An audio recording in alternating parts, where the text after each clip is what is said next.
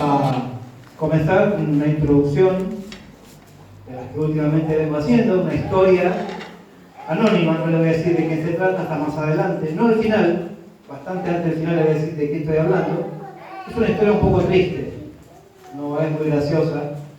Es un hombre, un extranjero, era un extranjero, que en su país no tuvo mucho, era un hombre que se metió en la milicia, pero la verdad que en su país no tuvo muchas chances de avanzar en su carrera.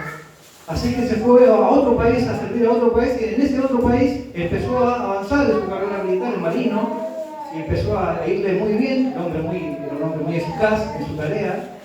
Entonces cada vez iba ascendiendo en su servicio, en su rango.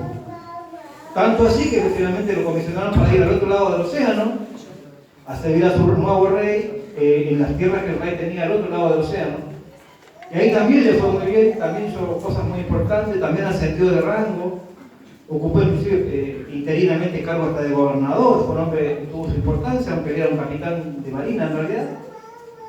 Y bueno, quedó asentado militarmente como su trabajo en una ciudad, de ese lugar, de esa colonia al otro lado del mar. Pero lo que lo hace tan importante a este hombre es que un día vino el imperio más importante de la época, el imperio más poderoso del mundo, a invadir esa ciudad. Y este hombre juntó los pocos hombres que tenía, porque no tenía mucha ayuda, estaba muy lejos de su tierra además, y con esos pocos hombres más o menos lograron vencer a este ejército invasor en dos tandas. La primera vez lo echaron, pero por supuesto el imperio muy poderoso, volvieron al año siguiente a la carga, y el año siguiente, gracias a los conocimientos que tenían del lugar, y del clima del lugar, y de la tierra, etcétera, la geografía, lograron apalear de una paliza tremenda a estos tipos que no volvieron nunca más. Obviamente este extranjero se convirtió en el héroe de la ciudad, aclamado por toda la gente, fue el que salvó a la ciudad de estos invasores. Tanto así que el rey lo premió, le dio un premio, le dio el título de conde de la ciudad, y también le dio el título de virrey, o sea, el representante del rey en estas tierras. El cargo importantísimo le duró un par de años porque empezó a haber algunos cambios políticos del otro lado, y eso empezó a enturbiar las cosas, y él no quiso meterse en lío y dejó su cargo, ya tenía toda la gloria, todos los títulos, y se retiró a 800 kilómetros de esta ciudad, su ciudad donde vivía, a vivir en la sierra, disfrutar de su retiro, tranquilo, porque ya tenía todo lo que podía lograr, había sido virrey. Más que eso no podía hacer, que iba a ser rey. El rey no podía, porque no era de la familia del rey. Así que fue lo más alto que logró. El retiro, la jubilación, lo duró un año. Al año siguiente, en su ciudad que él había defendido, surge una traición contra el rey. Un grupo de traidores, de conspiradores, se levantan contra el rey, contra su rey, y empiezan a tomar una conspiración. Este hombre sale de su retiro y empieza a juntar ahí donde él estaba un ejército para luchar contra los traidores, contra los rebeldes. Y como todos sabían que era un hombre muy prestigioso y todos lo tenían en muy alta estima, un hombre muy importante, había sido un héroe, entonces los rebeldes deciden mandar a fusilarlo a este. Dan la orden de fusilarlo. Los primeros que van a cumplir no se atreven a hacerlo porque lo respetaban demasiado. ¿Cómo vamos a ir a fusilar? Este tipo lo salvó a todos, es un héroe. Así que no lo hicieron, tuvo que mandar a un miembro del grupo de los líderes rebeldes a cumplir la orden, con otros líderes que, inclusive de los que estaban en rebeldía contra el rey, y eran no solamente traidores al rey, sino también a él, porque algunos de los que estaban ahí, él mismo los había puesto a su cargo, le había dado rango, le había dado ascenso, cuando él estaba como virrey y como gobernador. Él le había puesto su cargo, su puesto a varios de los que estaban ahora mandándolo a matar. Finalmente fueron, lo agarraron, lo fusilaron. No murió encima al toque, quedó vivo, y uno de los hombres que él mismo puso en su puesto fue el que le dio el tiro de gracia en la cabeza. Terrible historia del conde traicionado. Lo voy a dejar ahí. No le voy a decir todavía de quién estoy hablando, y no van a entender todavía por qué hablo de esto. Después lo van a entender. ¿Sí? Pero se lo voy a revelar mucho antes del final, no como la vez pasada que lo estuve al final, no. Vamos a leer un pasaje que está ahí en el libro de Lucas, muy conocido, Lucas capítulo 19. Vamos a leer desde el versículo 28 al 48. Vamos a leer este relato de Lucas, Pero como este relato está en los 4 evangelios relatados de diferentes formas, vamos a ir tomando después datos de las otras versiones, de los otros evangelios para ir aportando información, ¿sí? Pero nos vamos a basar en el relato de Lucas 19, 28, 48, lo vamos a leer todo y después vamos a ir retrocediendo y viendo algunas cosas en detalle, ¿sí? Dice así: dicho esto, iba adelante subiendo a Jerusalén.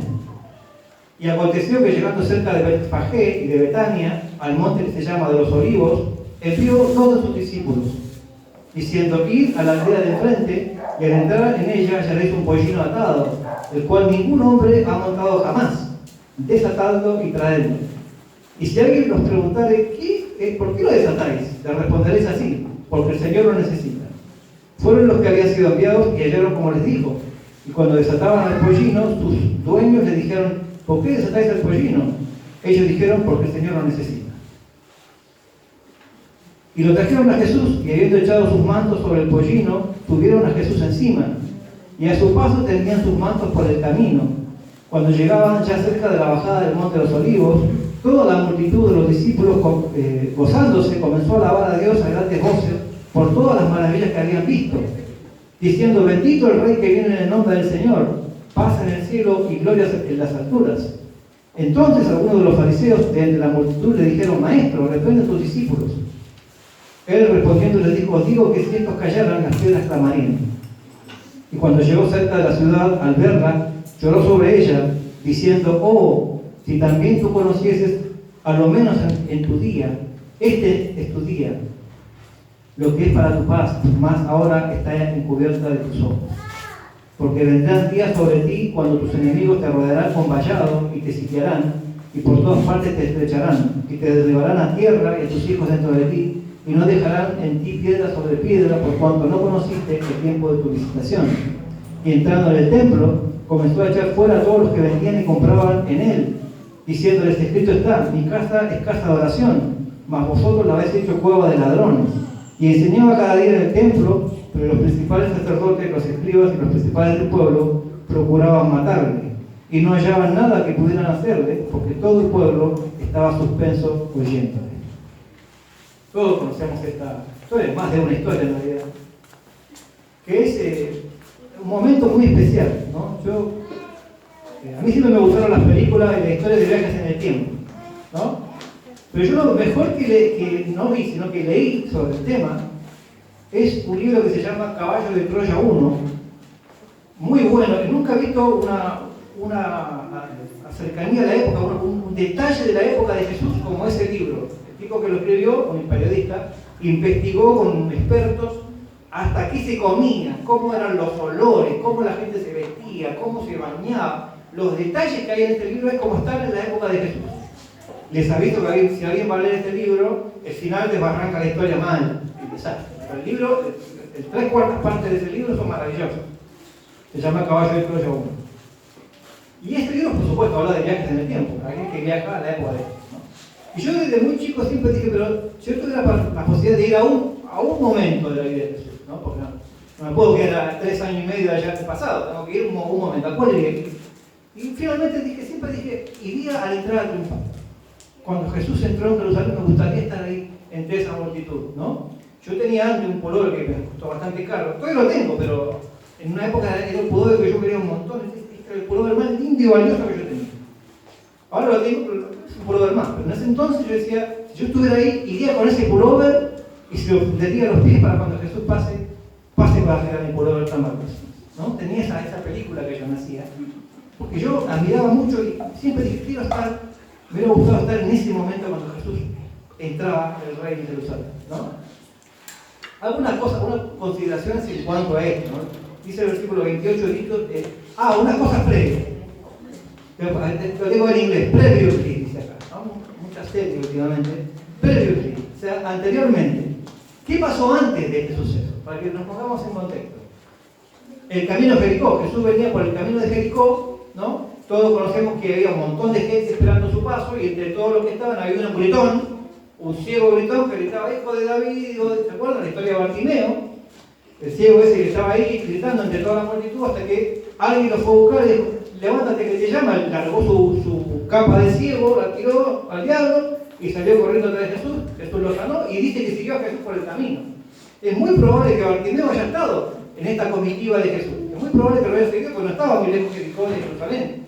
Así que lo haya seguido, ¿no?, hasta Jerusalén, sin su capa, por supuesto, pero lo siguió, ¿sí? También está en este mismo previo, en ese camino de Jericó a Jerusalén, Jesús tenía que comer en un lado. ¿Y dónde paró a comer? En la casa de un tal Zaqueo, ¿no? Un petizo llamado Zaqueo que estaba arriba de un árbol. Y Jesús dijo, yo tengo que parar en tu casa. Uno siempre se hace la idea que yo tengo que posar, quiere decir que yo tengo que dormir, pero no. Si uno lee atentamente el texto va a ver que Jesús no se quedó a dormir en la casa de Zaqueo, sino se quedó a comer. Estuvo ahí, comió y se fue. ¿Y le pagó con qué? Lo pagó con salvación, ¿no? ¿Con qué le pagó a este muchacho? Él me salvó salvo, ¿no? Y Zaqueo, en una comida con Jesús, se revolucionó su vida, ¿no? En una comida con Jesús el tipo se transformó de un avaro, codicioso, estafador, al tipo que cuadruplicaba. ¿A quién está fe? A vos te doy 4 veces lo que te robes. Así, en una comida con Jesús. Todo eso es previo a este suceso, ¿no? O sea, maravillas de sanidad, maravillas de cambio. Es mucho más fácil sanar a un ciego que un tipo avaricioso regale su plata a los pobres, ¿no? Después dice que está el pedido de la madre de los Boanerges, de Jacobo y Juan, que le pidió a Jesús que los nenes estén sentados a su derecha y a su izquierda. Famosa pedido de la mamá, porque los chicos no se atrevían a decir, mami, no le pedís a Jesús, por favor. Queremos estar a tu lado, ¿no? Y la mami fue y Jesús le dijo, usted no sabe lo que están pidiendo, ¿no? Conocemos esa historia, también pasó en ese camino previo. Como consecuencia de esto también está la parábola de los talentos, también en el camino llegando ahí a este suceso que estamos leyendo hoy. Porque dice ahí en Lucas, ustedes ven en el mismo capítulo, Lucas 19:11, dice, por cuanto estaban cerca de Jerusalén y pensaban que el reino de Dios se manifestaría inmediatamente. Ellos pensaban que el reino de Dios se iba a manifestar ahora, que Jesús entraba en Jerusalén, se coronaba el rey y listo, y se acababan los romanos, y echaban a los romanos y se convertía. Y ellos, por supuesto, queremos estar en la mesa a la derecha y a la izquierda porque somos los que estamos con él todos los días. Entonces, como él sabía que ellos pensaban inmediatamente en la restauración del reino, él les dijo la parábola de los talentos. Un rey se fue, pero se fue y vino tiempo después. O sea, que estaba diciendo el muchacho, no va a ser ahora, ¿sí? Todo esto es el contexto previo a esto que estamos leyendo ahora, ¿no? Entonces dice, porque después si no se entiende alguna frase que hay en el relato. Dicho esto, iba adelante subiendo a Jerusalén, ¿no? Y aconteció, bueno, que llegando cerca de Betfagé y de Betania, al monte que se llama de los Olivos, envió todos sus discípulos. Betfagé es una aldea que está al pie del monte de los Olivos, ahí al lado, ¿no? Betania estaba 2 kilómetros para atrás, de donde paraba Jesús siempre. Diciendo, ir a la aldea del frente, probablemente Betfagé, que detrás de ella hallaréis un pollino atado, en el cual ningún hombre ha montado jamás. Era un pollino que nunca nadie había usado. Desatarlo, traerlo, bueno.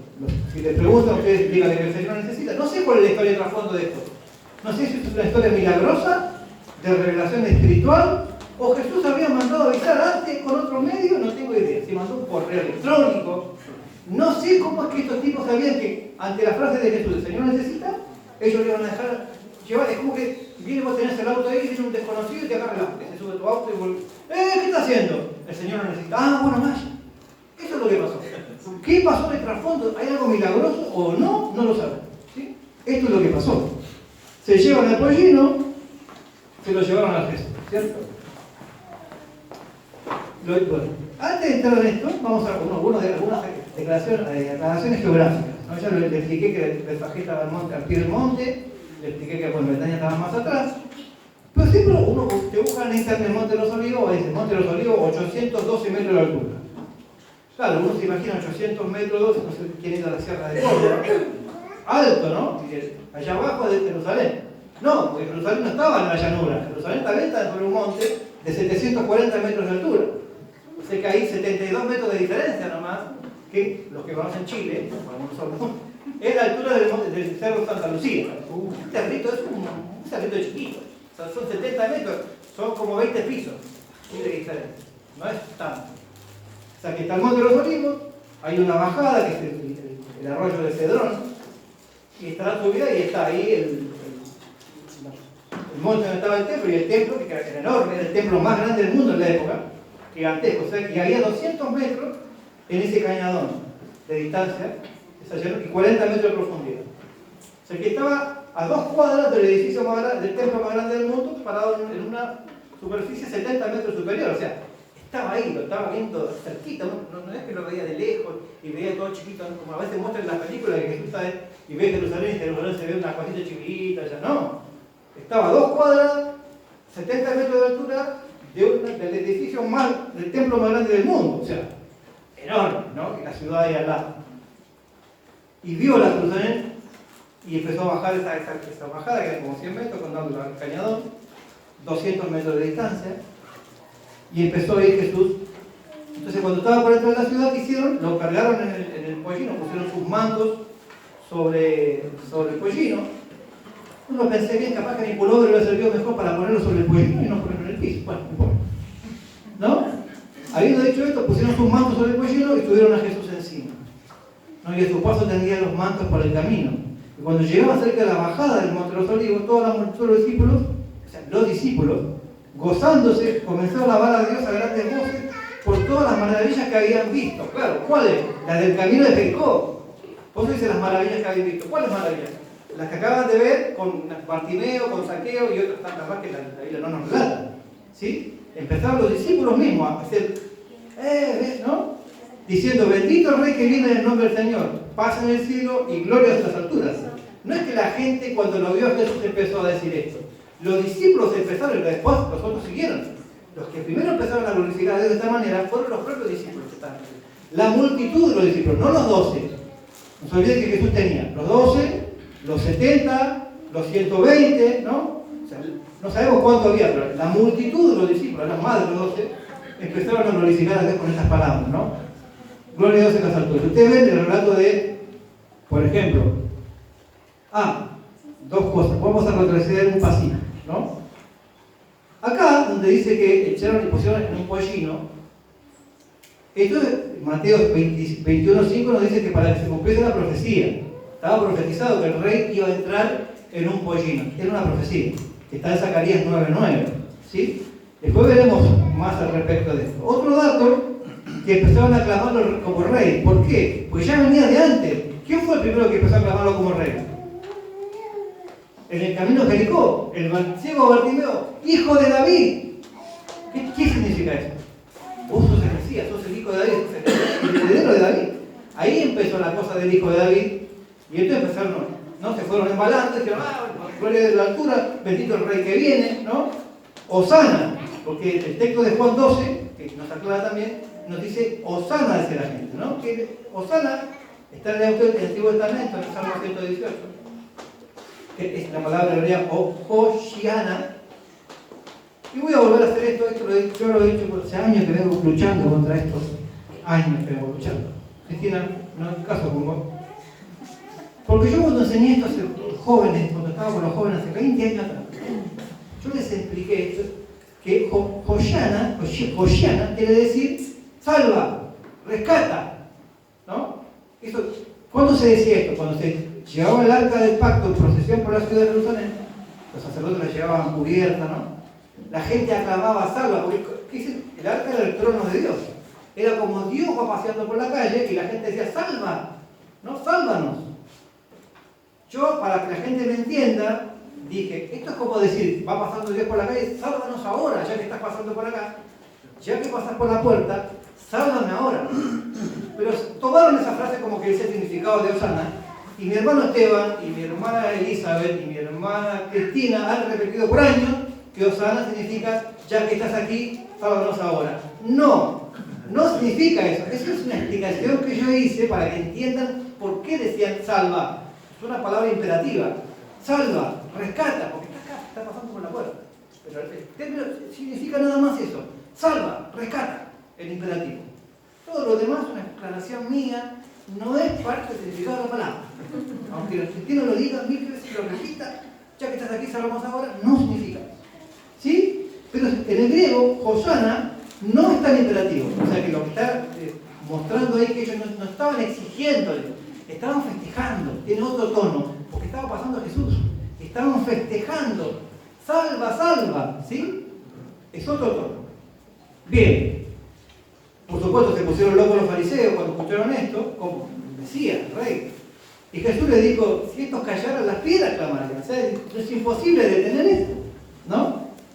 Y le dice Jesús, según Mateo 21, 15, 16, ¿no, nunca leyeron ustedes la escritura? De la boca de los niños y de los que maman, perfeccionaste la alabanza.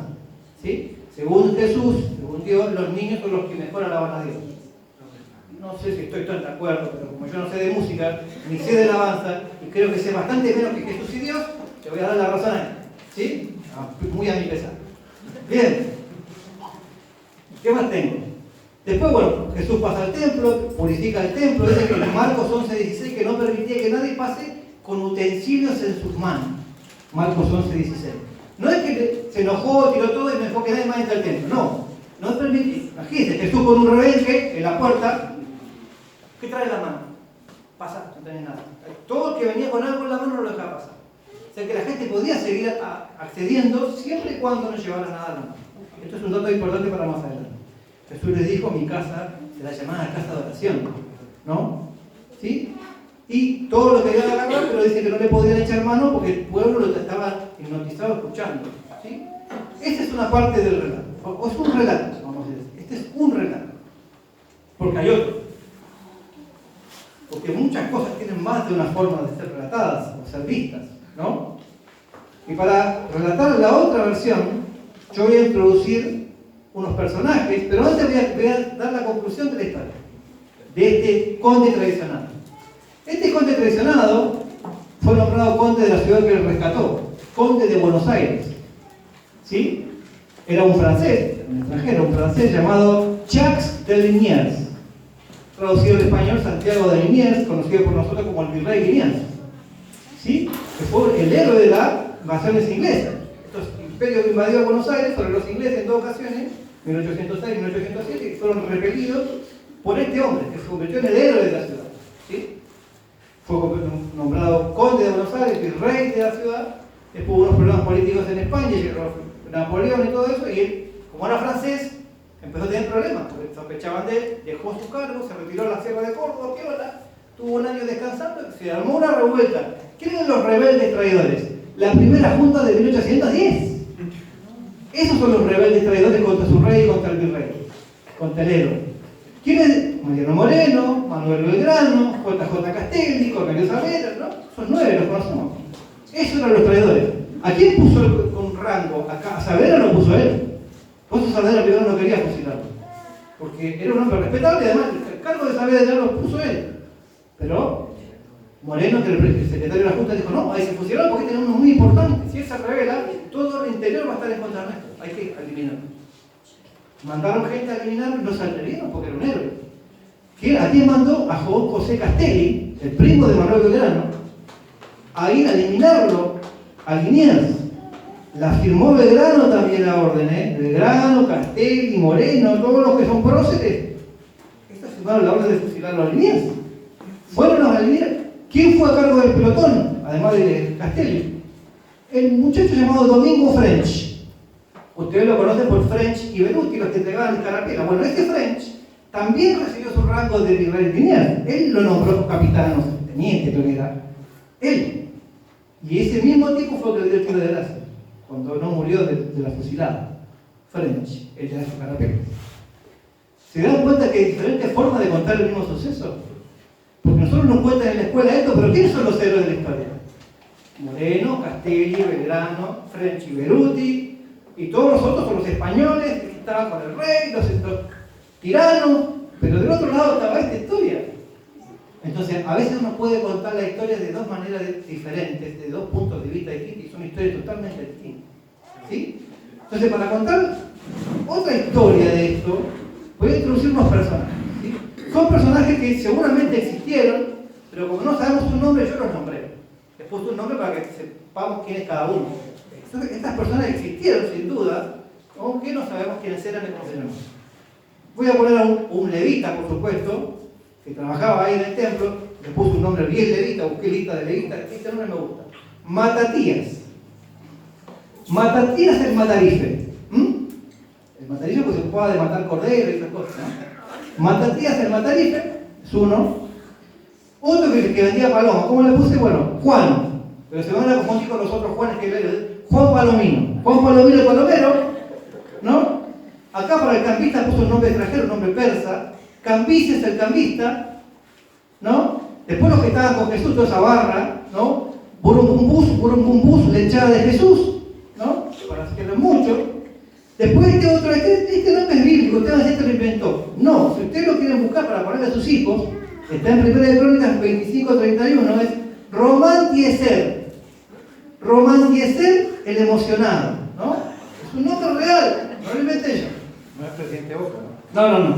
Y, por último, otro grupo, otra multitud llamada los muy respetables expertos eruditos, ¿sí? Estos grupos estaban ahí. Yo les pongo nombre, pero no sabemos cómo se llamaban, pero estaban presentes en esta situación, en este relato, ¿sí? Vamos a leer el relato de vuelta, ¿sí? Vimos la primera parte, lo del pollino, bueno. Ahora, lo del pollino me introduce a otra cosa también.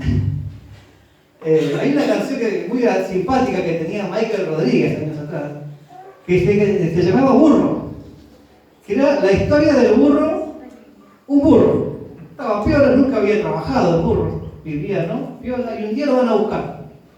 Se lo llevan a la ciudad, a la capital, una ciudad llena de edificios de lujo, así, y lo empiezan a poner todos mantos, así, le empiezan a poner cosas en el camino, hojas de palmera, mantos. ¡Oh, soy regroso! Dijo el burro, ¿no? Y la canción dice, burro, no te equivoques, porque no sos importante vos, burro, ese que está sentado arriba tuyo es lo importante. Estaba muy buena esta canción, era muy simpática, se llamaba Burro, de Michael Rodríguez, y cuenta, claro, cómo la gente puede leer la situación de una manera distinta. El burro no se daba cuenta de que se trataba de Jesús, no se trataba de que caminaba, piola, y pensaba, oh, cómo me quiere la gente. Y se daba cuenta que no era él el que querían, ni a él el que estaban adorando. ¿Sí? Y esto mismo vamos a hacer, esta misma historia del burro, vamos a hacer con estas personas. Juan Palomino el palomero, que hacía, por supuesto, vendía palomas. ¿Qué habrá pensado Juan Palomino? ¿Qué trabajo yo? Trabajo en el templo, en el patio del templo, vendiendo palomas. Un gran trabajo. ¿Por qué? Porque los pobres no podían pagar un cordero o un buey para sacrificar. Los pobres podían pagar una paloma, que era lo más poco que se podía. Eran baratas. Yo vendo algo barato para que la gente más simple y pobre acceda a poder ofrendar y alabar a Dios. Yo le facilito al pobre el acceso a Dios. Por un modesto precio, por supuesto. Las palomas no me salen gratis. Yo vendo palomas, le facilito el acceso a Dios a los pobres. Eso es un gran trabajo, ¿no? Y de paso vivo de eso, ¿no? Después tenemos a Matatías el Matarife, que era un levita, que se dedicaba a matar a los animales, ya sean palomas, ya sean los corderos, a los que degollaban. A él se los traían para matar, porque él no es el responsable de ver si estaban bien. Eso eran los sacerdotes. Venía alguien con un cordero, se lo traía al sacerdote, el sacerdote lo miraba, le decía, no, tiene un defecto, mirá esa uña de ahí, tiene una uña un poquito más chica, no, tenés que comprar uno de acá. Por supuesto están mucho más caros, ¿no? Siempre que venía un cordero de afuera tenía un defecto y no servía, y que había que comprar uno del templo. Y se lo llevaban al matarife, se compraba la persona y el matarife lo mataba. Él nunca se preguntó, qué casualidad, que todos los corderos que le tocaba matar eran los mismos que ellos criaban, y nunca venía un cordero que no era de los de ellos. No se preguntaba nada. Él los mataba. ¡Plum! Listo, que sigue, plum. Él hacía su trabajo monótono, sin responsabilidad, sin compromiso. Total, yo tampoco me ocupo si es una buena ofrenda o no. Lo hizo el sacerdote. Yo hago mi parte, mi tarea, mi servicio, punto. ¿Sí? Un trabajo mecánico de matarife. Cambises el cambista, yo le puse un nombre extranjero, un nombre persa, porque yo no sé qué tan comprometido estaba el cambista con el asunto de la santidad del templo. ¿Por qué había un cambista en la casa de cambio? Porque la gente venía de todas partes del mundo, el templo de Jerusalén, con monedas de diferentes partes del mundo, pero uno podía pagar las cosas sagradas con monedas romanas, griegas, persas, no sé, egipcias, no. Había que usar dinero del templo. Entonces, ¿qué había que hacer? Cambiar la plata que uno traía de otras partes por el dinero del templo. Por supuesto, por una comisión, ¿no? ¿Quién llevaba el porcentaje más grande de la comisión? Los mismos sacerdotes del templo, y somos sacerdotes, Caifás, Anás, todos los muchachos, llevaban la mayor parte de todas estas ganancias. Ellos mantenían a estos cambistas ahí. Ellos tenían esta regla, ¿no? No. Porque uno puede decir, pues, traigan otra cosa, traigan oro, traigan pepitas de oro, fúndanlo, cambien en otro lugar y ya traigan. No, acá cambian. No puedes traer, no vendían plata del templo en otro lugar, tenés que venir acá. ¿Sí? Y ese era el negocio y el cambista se llevaba su parte, ¿no? Y yo no creo que se planteaba como el palomero, ay, yo le facilito a la gente poder acceder a la ofrenda de Dios. Ni siquiera yo creo que se planteaba eso. ¿Cuánta gente va a venir a cambiar hoy? Hay Pascua, ¡oh! La voy a levantar con palos. Yo creo que así pensábamos, ¿no? Después tenemos al Burum Bum Bus, la hinchada de Jesús, que son esta multitud de gente que está, bienvenido, bendito el que viene, etcétera, etcétera, ¿no? Y entre ellos estaban también los 12. Pero si ustedes se fijan con atención, en mi hoja 2, en mi hoja 1 si me olvidé de algo, no, si ustedes se fijan con atención, van a ver que en el pasaje paralelo de Juan 12, 16, donde habla lo del pollino también, dice que ellos fueron, ¿se acuerdan que Mateo 21 nos dijo que se estaba cumpliendo la profecía de Zacarías 9? ¿No? Con el asunto del pollino. ¿No? Se estaba cumpliendo la profecía. Pero dice Lucas en Juan 12, 16 que cuando ellos fueron y hicieron esto, no entendieron lo que estaban haciendo. Lo entendieron después que Jesús lo resucitó. Ellos estaban cumpliendo la profecía del rey que entraba a Jerusalén, pero no tenían idea de qué estaban haciendo. No se daban cuenta que estaban cumpliendo una profecía. Simplemente les pareció una buena idea que ya Jesús quiere entrar en un burro, listo, ahí vamos en un burro. Así de visión espiritual tenía este muchacho. ¿No? Estos eran los cercanos, los 12, los que estaban ahí, al pie del cañón. El versículo 39 dice, entonces algunos de los fariseos entre la multitud dijeron, maestro, reprende a los discípulos. ¿Sí?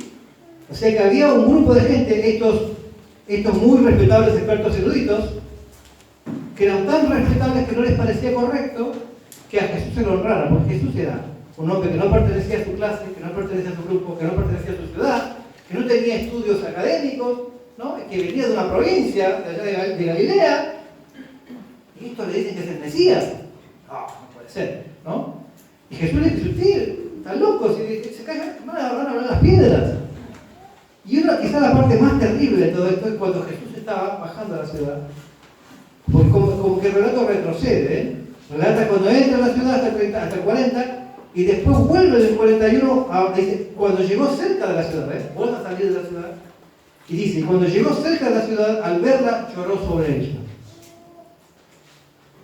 Diciendo, oh, si también tú conocieses, a lo menos en este tu día, lo que es para tu paz, mas ahora está encubierta a tus ojos. Y los discípulos la verdad. Fíjense lo que dice en Mateo 21:11, que es el pasaje paralelo. Dice que, ¿qué decía la gente? La gente toda estaba aclamando, burum bum bum, ¿no? Jesús, bendito el que viene en el nombre del Señor, Hosana. ¿Qué decía la gente cuando pasaba? ¿Quién es este? Preguntaba. Mateo 21:11 nos dice, este es Jesús, el profeta de Nazaret de Galilea. No decían el Mesías, no decían el rey, era el profeta. Era un profeta más. No entendía la gente que estaba aclamando. No se daban cuenta quién era. Por eso que Jesús lloraba y decía, no entiendes siquiera en este tu día. Ojalá por lo menos hoy entendieran lo que esto significa, pero están pelados. Y Jesús lloró. Siempre decimos que Jesús lloró en la tumba de Lázaro. Y nos acordamos de este pasaje. Este también es un pasaje que nos señala a Jesús llorando por Jerusalén, porque estaba cumpliendo una profecía gloriosa. El rey entrando en su pollino en la ciudad. Y ellos no lo vieron. Ellos no se daban cuenta. Ellos pensaban que era un profeta más que venía de la ciudad. Sus discípulos no se daban cuenta que era la profecía de Zacarías. Nadie lo leía. Los eruditos no se daban cuenta. Cállense. Nadie, ni los eruditos, ni los discípulos, ni la gente común, se estaba dando cuenta de qué estaba pasando. Porque vendrán días sobre ti, cuando tus enemigos te rodearán con vallados y te sitiarán, y por todas partes te flecharán, dice Jesús. Y te derribarán a tierra y a tus hijos dentro de ti, y no dejarán en ti piedra sobre piedra, por cuanto no conociste el tiempo de tu visitación. ¿Por qué le pasó a Jerusalén lo que le pasó después? Porque no conoció el tiempo de su visitación. El rey vino y ellos no lo vieron. Y como consecuencia de eso no quedó piedra sobre piedra. Porque hoy está el muro del ornamento, pero saben que el muro del ornamento todos tienen la idea que es parte del templo. Y en realidad no es así. Como eso es una montaña, se construían una especie de... Bueno, en la Biblia se llama Milo eso, pero vendría a ser como una especie de ¿cómo se llama? No me acuerdo la palabra correcta. Como contenedor. Un terraplén. Se construyó un terraplén, un muro, para poder rellenar y asentar ahí un edificio. Se hacía cuadrado la montaña para poder asentar ahí el templo. Entonces esos muros de contención que estaban en la base, eso es el muro de ornamento. No es parte del templo. El templo no quedó, como Jesús dijo literalmente, no quedó piedra sobre piedra del templo. Nada. Lo que hay hoy es parte del muro de contención de esa plataforma donde estaba el templo, y es el muro del ornamento. ¿Sí? Porque Jesús dijo, como no entendiste, no va a quedar acá piedra sobre piedra. Pero hay otra razón por la cual no iba a quedar piedra sobre piedra, ¿no? Antes de explicar eso, hay una diferencia en el relato. Si ustedes ven el relato de Marcos, dice que fue un día, esto pasó en un día, cuando llegó al templo, estaba anocheciendo, Jesús miró, dice todo, y se fue a Betania a dormir. Al día siguiente vino, dice, ¿no? Y en el camino maldijo la higuera, y después entró a hacer la purificación del templo. Eso dice Marcos, no se olviden que es el relato de Pedro.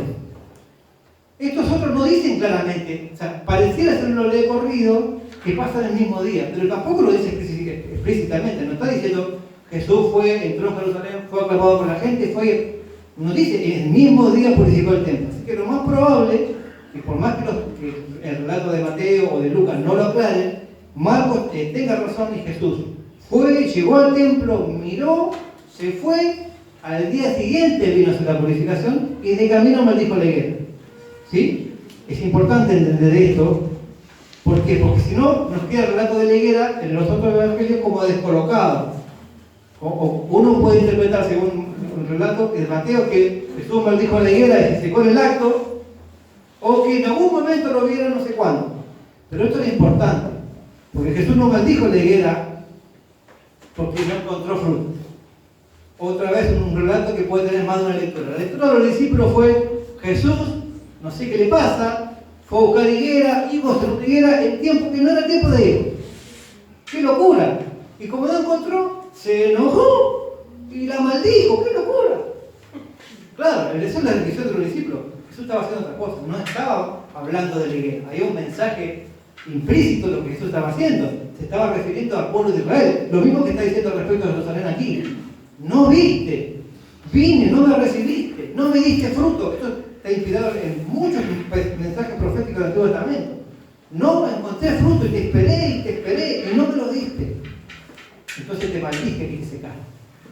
Eso es lo que Jesús estaba enseñándole. Entonces, si nosotros no tomamos la idea como está en Marcos, que él entró, esperó un día y al día siguiente vino a limpiar el templo, pareciera que como que el relato de la higuera está fuera de contexto, y no está. ¿Sí? Y antes ya había, porque hay dos limpiezas del templo. Una que, porque en los evangelios sinópticos, o sea, Mateo, Marcos y Lucas, nos relatan una sola, que es la de la última semana. Esta que pasó un lunes, pocos días antes de su crucifixión. Pero en Juan hay dos, una que le da poca importancia, que es la segunda, esta, que le habla muy poquito, y le da más espacio a la primera, cuando recién Jesús, primera Pascua que Jesús vino a Jerusalén, cuando empezó su ministerio. Y hizo una primera purificación, donde nos da detalles que se armó una especie de rebelde, que nos dice el texto, lo explica Jesús, y se fue al templo y ahí da detalles. Porque acá dice, echó a los cambistas y a los vendedores de palomas. No, en el otro dice, agarró, volcó las mesas, tiró todo, ¿no? A los rebecasos. No quiere decir que Jesús le pegó a alguien, seguramente para expulsar a los animales, no sé. ¿No? Desparramo habrá quedado. Pero en ese desparramo nos da un dato tan importante, Jesús, que tiene que ver con lo que estamos hablando. Jesús le dijo, ¿ven todo esto?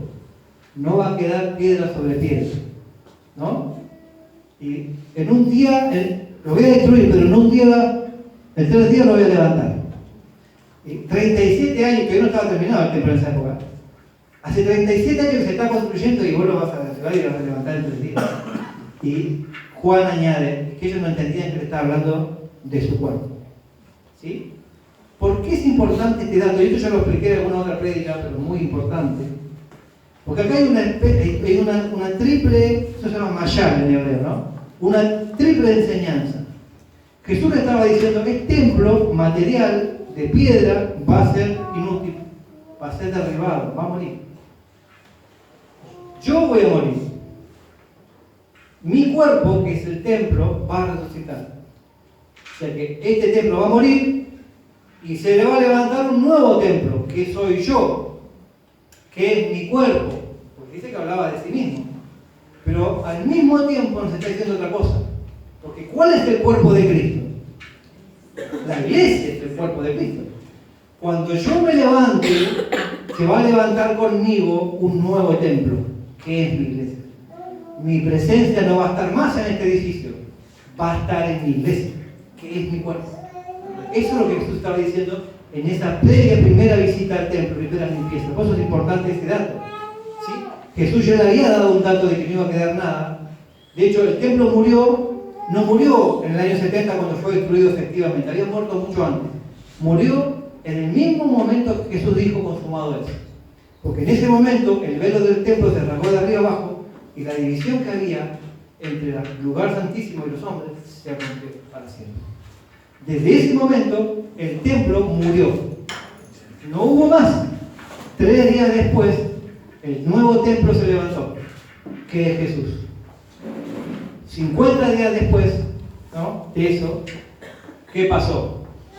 Jesús envió su Espíritu Santo a su iglesia y su iglesia fue la residencia de su presencia. Y esa nueva residencia es el templo de Dios, la iglesia de Cristo. ¿Sí? Eso es importante entenderlo. Bien. ¿Sabes que me olvidé de un personaje yo acá? Me lo salté y ya lo veo porque lo vuelvo a mencionar. Claro, estaba y no lo leí. Pero es importante. Es un personaje que lo voy a mencionar tardíamente. Tendría que lo mencionar antes. Se llama, este es un nombre que inventé yo, sí. No está en la lista. Renguerías. El cojo de la puerta del templo, de la puerta de la hermosa. Mucha gente dice el cojo del templo de la hermosa. No, el templo del templo. La hermosa se llama la puerta, ¿sí? Y había un cojo ahí, que estaba hace años ahí, de nacimiento era rengo. ¿Cuántas veces habrá pasado Jesús por delante de él? Un montón. Nunca lo sanó. Jesús nunca sanó a este hombre. Lo habrá visto un montón de veces y el hombre a Jesús seguramente también. Y habrá escuchado hablar de él.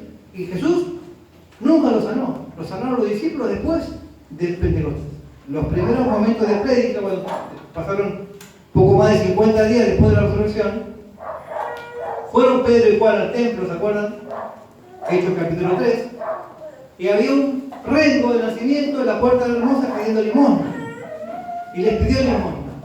No les dijo sánenme porque creo. Y ellos se acercaron a él y dijeron, míranos, le dijeron. Y él dijo, ay, los miró esperando recibir algo. Tenía fe, ni un poquito de fe, capaz que por eso Jesús no lo sanó. Porque el tipo nunca mostró ninguna evidencia de fe. Él quería que le dieran plata, una limosna. Y ellos le dijeron, no tenemos plata ni oro, pero lo que tengo te doy, en el nombre de Jesús de Nazaret, levántate y anda. Lo agarraron, no es que se levantó, lo agarraron y lo pusieron de pie, y él dijo, oh. Y ahí empezó a creer. ¿Sí? Este hombre también era uno de los protagonistas de esta historia. Porque estaba ahí, participó de todo esto, pero de afuera. Estaba en la puerta y estaba afuera. ¿Sí? Bien, dato entonces importante para más adelante. Entonces hubo una primera limpieza 3 años antes y una segunda limpieza unos días antes de su crucifixión, ¿no? Esta que estamos leyendo ahora. ¿Sí? Donde Jesús enseñó que ese templo iba a morir y que iba a construir un templo nuevo. Pero Jesús de todas maneras fue, como dijimos, se fue a descansar, después de haber mirado todo en detalle cómo funcionaba el templo que había, ¿no? Se fue y al día siguiente vino, maldijo la higuera de camino y hizo paz, limpieza total. Pongámonos en el lugar de Juan Palomero. Yo, Beto Paloma, le doy la posibilidad al pobre de acceder a Dios. Vino el Mesías, este hombre desconocido para él, que dicen que es el Mesías, y me agarró la paloma, la tiró al diablo. ¿Qué pasa? ¿Por qué estoy mal? ¿Por qué hizo eso? ¿Qué está mal lo que estoy haciendo yo? Matatías, ¿no? El que mataba a los corderos, ¿no? ¿Qué onda? ¿Por qué? Entonces, Juan Palomero hacía pequeñas ayudas, pero eran superficiales. ¿Ayudaba en realidad al hombre a acceder a la presencia de Dios? No. Le vendía una paloma. ¿No? El otro hacía un servicio sin preguntas y de una perfección externa. ¡Ay, qué lindo que se es perfecto, Cordero! ¿Y significaba algo para esa gente? No. Porque eran igual de hasta de los líderes para abajo eran todos desastres de corruptos. Puede dar 10.000 corderos, dice Dios en un salmo, aunque me traiga no sé cuántos corderos. Si tu corazón no está cerca mío, ¿de qué me sirven tus corderos? Entonces lo de Matatía representaba el servicio sin preguntas y de una perfección externa. Cambises, ¿no? Estaba cerca de lo sagrado, el cambista, pero solo por ganancia. Wow, esto es la moda de hoy. Estamos cerca, venimos a la iglesia, venimos, ¿no? Pero por ganancia, a ver si me bendicen. A ver si Dios me prospera. Estaban cerca, sí, estaban en el patio del templo, pero por ganancia. Por lo material solamente. Después tenemos la hinchada, ¿no? La Burumbumbús. Conoce a Jesús de lejos, pero no está en intimidad con él. No entiende nada de lo que está pasando. Y son los fans, los hinchas. Y no entienden ni que está cumpliendo la profecía, ni quién es el que está pasando. Y de hecho muchos de esos hinchas creen que es un profeta más. No saben ni quién es Jesús, porque no hay intimidad con él.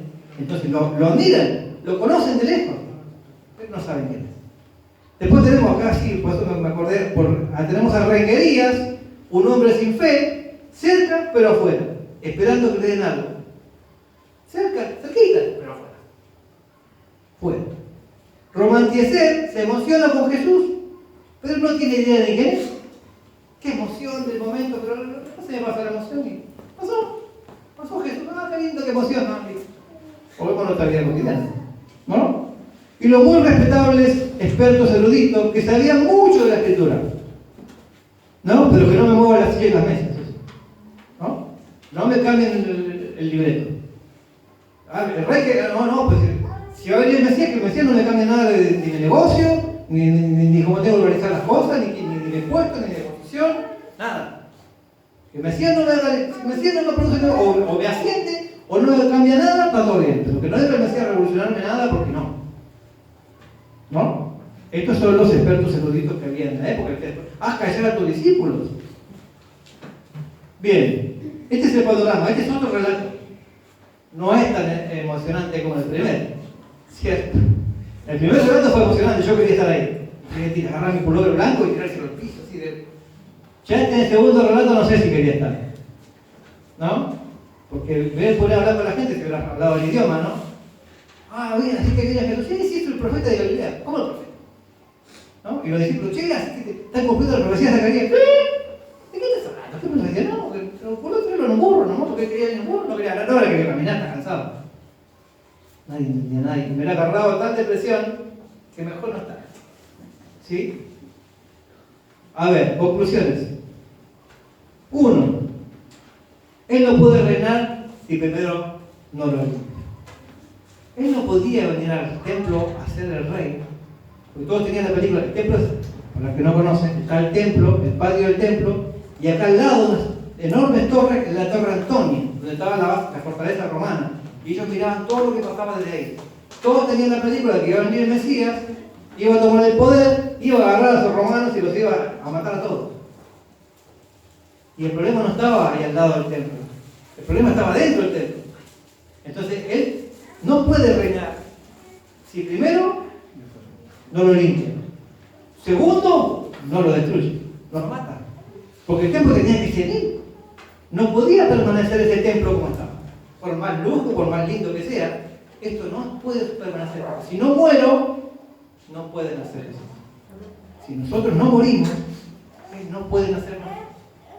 Él tiene que limpiarnos y Él tiene que hacernos morir para nacer de nuevo, para nacer como su cuerpo. 2. Podemos resistirnos, negar la necesidad de cambio y limpieza, ¿no? Como hacían los fariseos, no hay que cambiar nada. Está todo bien con esto, funciona para, ¿no? Sabemos tanto de la Biblia que con lo que sabemos es suficiente. Está todo bien, ¿no? 3. Podemos disfrutar emocionados de su paso y luego volver a nuestra rutina. ¿Cuánta gente va todos los domingos, se emociona? Y la semana es la misma rutina de siempre y son los mismos tipos mediocres de siempre. ¿Sí? 4. Podemos ser admiradores externos, fans y nada más. ¿Cómo lo admiro a Jesús? ¿No? Mucha gente, lo he escuchado un predicador que decía, mucha gente admira a Jesús, ¿no? Como admiran a predicadores, como admiran a cantantes. Pero ¿cuál es la diferencia? Que si yo admiro, no sé, a ver, un cantante que me gusta a mí, Steve Green, no lo conoce nadie, ¿no? ¿Qué sé yo, no? Yo admiro a Steve Green, o un cantante, lo que sea, o lo que sea, esa persona no me puede cambiar nunca. Por más que sea una persona ejemplar, ¿por qué no está dentro de mí? Él no me va a poder cambiar. Pero si yo admiro a Jesús de la misma manera que admiro a un cantante o a un famoso o a Messi, no sé, si yo lo admiro de la misma forma a Jesús, tampoco me va a cambiar. Porque la única forma que Jesús me cambia es que Jesús te cadena.